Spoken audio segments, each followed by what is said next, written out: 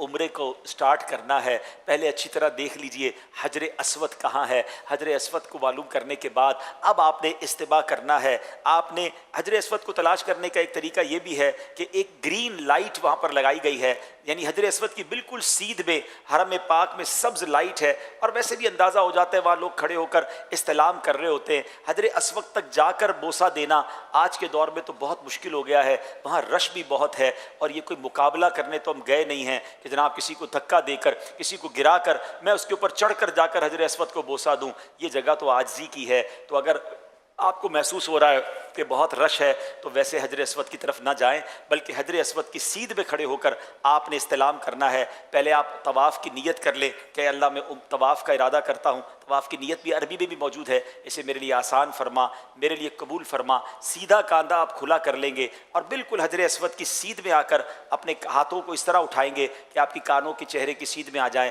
بسم اللہ والحمد للہ واللہ اکبر والصلاۃ والسلام علی رسول اللہ۔ آپ حجر اسود کی سیدھ میں کر کے اپنے ہاتھوں کو بوسہ دیں گے۔ جیسے ہی بوسہ دیں گے تھوڑا سا آپ رائٹ پر آئیں گے اور اب آپ ٹرن ہو جائیں گے۔ آپ کے بائیں طرف کعبہ ہونا چاہیے، لیفٹ ہینڈ کی طرف کعبہ ہو، اور اب آپ نے طواف شروع کرنا ہے۔ یاد رہے جو پہلے 3 چکر ہیں اس میں آپ نے رمل کرنا ہے۔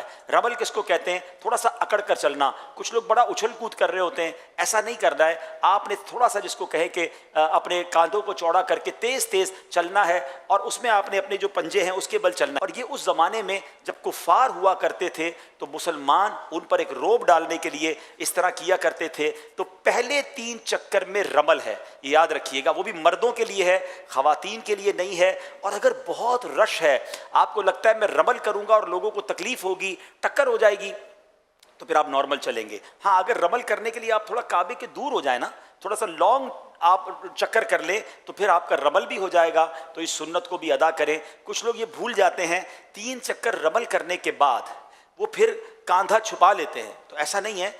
چکر پہلے طواف کے 3 چکر میں رمل ہے، مگر جو استباء ہے یعنی کاندھا کھلا کرنا ہے، یہ 7 چکر میں آپ نے کھلا رکھنا ہے۔ تو ہر بار آپ جب حجر اسود پر پہنچیں گے پھر آپ نے جو ہے وہ استلام کرنا ہے، اپنے ہاتھوں کو چومنا ہے، اور پھر اس کے بعد آپ نے چکر کرنا ہے۔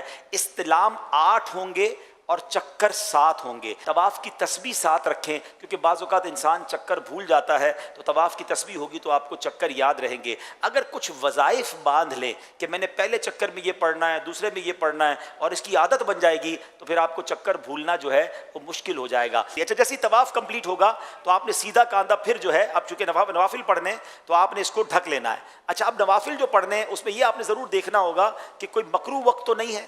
اگر جب نماز نہیں پڑھ سکتے تو اس وقت آپ نوافل پھر نہ پڑھیں، آپ بعد میں پڑھ لیں گے، مگر یہ نوافل پڑھنے ضرور ہیں، ٹھیک ہے۔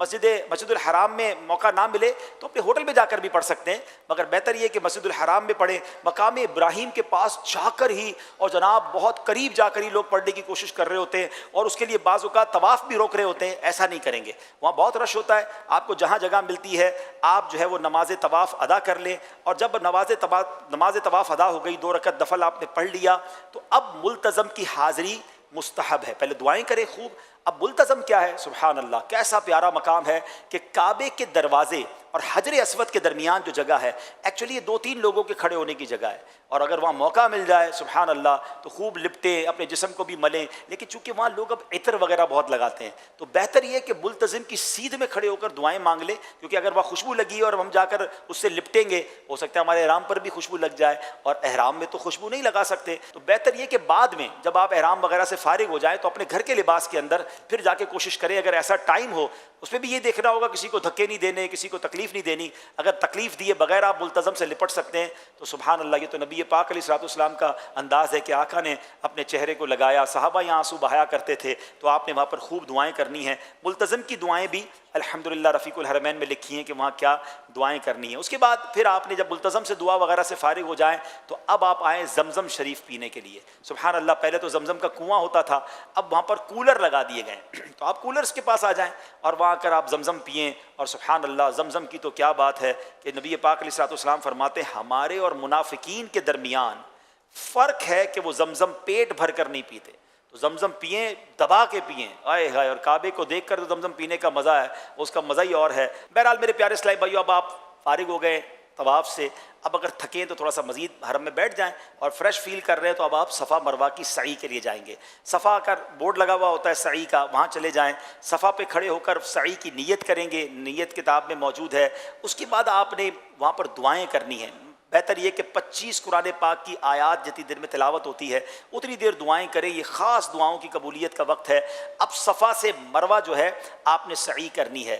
بہتر تو یہ ہے کہ اگر آپ کو موقع مل جائے کہ بیسمنٹ میں جہاں پرانی حدود اربع کے مطابق سعی ہے، اگر وہاں آپ کو موقع مل جائے تو وہاں جا کے سعی کریں تو وہ زیادہ ماشاءاللہ بہتر ہو جائے گا۔ صفا سے مروہ ایک چکر ہے، مروہ سے صفا دوسرا چکر ہے، پھر صفا سے مروہ تیسرا چکر ہے، مروہ سے صفا چوتھا چکر ہے، یعنی یہ 7 چکر پورے مروہ پر جا کر ہوں گے۔ شروع صفا سے ہوگا اور ختم کہاں ہوگا؟ مروہ پر۔ کچھ بیچارے حاجی سمجھتے ہیں کہ صفا سے شروع ہوا ہے تو واپس صفا پر آئیں گے تو ایک چکر پورا ہوگا، تو وہ 14 چکر کر لیتے ہیں، یعنی صفا سے مروہ، مروہ سے صفا کہتے ہیں اب ایک پورا ہوا، اب صفا سے مروہ، پھر مروہ سے صفا، تو 14 چکر میں بعض اوقات وہ تھک بھی بہت جاتے ہیں اور پھر گھبراتے بھی بہت ہیں۔ تو ایسا نہیں ہے، بہتر تو یہ کہ باوضو سعی کریں، لیکن بے وضو بھی سعی ہو سکتی ہے، بے وضو طواف نہیں ہو سکتا، یہ یاد رکھیے گا، ٹھیک ہے۔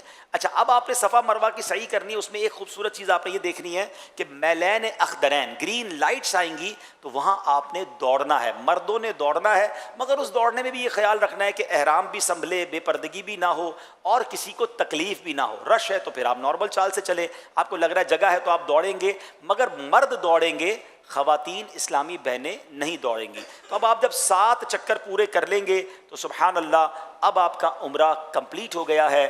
اب مرد جو ہے وہ حلق کریں گے، افضل یہ ہے کہ اپنے سر کے سارے بال منڈوا دیں، اس کے لیے نبی پاک علیہ الصلوۃ والسلام نے 3 بار دعا دی ہے، اور اگر قصر کرنا چاہتے ہیں تو اس میں احتیاط بہت ضروری ہے۔ مروہ پر ہی کچھ لوگ کینچی لے کے کھڑے ہوتے ہیں، ایک ادھر کٹ مارتے ہیں، ایک ادھر کٹ مارتے ہیں، کہتے ہیں آپ کا عمرہ ہو گیا، ایسا نہیں ہے۔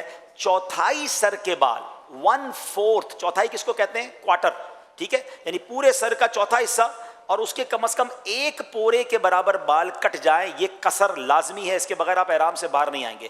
تو بہتر احتیاط تو اسی میں ہے کہ یار سب کچھ وہاں پر قربان، تو بال ہی سارے اتار دے تو انشاءاللہ پھر تو ٹینشن ہی نہیں ہے۔ لیکن اگر قصر کروانا ہے تو پھر آپ ایک پراپر جو نائی ہوتا ہے اس کے دکان پہ جائیں، اس کو کہیں بھائی میرے سارے بالوں سے 1-1 انچ کاٹ دیں، تاکہ آپ کو تسلی رہے کہ چوتھائی تو ہو ہی گیا ہوگا، ٹھیک ہے۔ اسلامی بہنیں حلق نہیں کروائیں گی، ظاہر ہے وہ صرف قصر ہی کریں گی، تو اس کے لیے بہتر طریقہ یہ کہ اپنی چٹیا کا جو آخری حصہ ہے اس کو لپیٹ لے اپنی انگلی کے گرد، اور وہ کینچی سے خود بھی کاٹ سکتی ہیں۔ ایک پورے بال چوتھائی سر کے اسلامی بہنوں کو بھی کاٹنا ضروری ہے، تب جا کے ان کا قصر ہوگا۔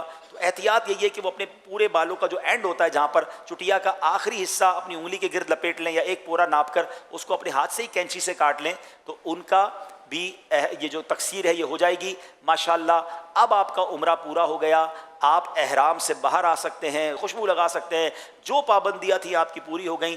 ٹوٹل عمرہ میکسیمم 1.5-2 گھنٹے میں ہو جاتا ہے، بہت رش ہو تو 3 گھنٹے میں ہو جاتا ہے، کوئی بہت بڑا یہ ایونٹ نہیں ہے۔ ہاں، دعائیں کرتے کرتے، جھومتے ہوئے، اشک بہاتے ہوئے کریں اور اس کو انجوائے کریں، اس کو پریشر میں نہ لیں۔ اب اس کے بعد آپ اپنے ہوٹل آ جائیں، اب آپ آرام کریں، غسل کریں، نمازوں کی پابندی کرتے رہیں۔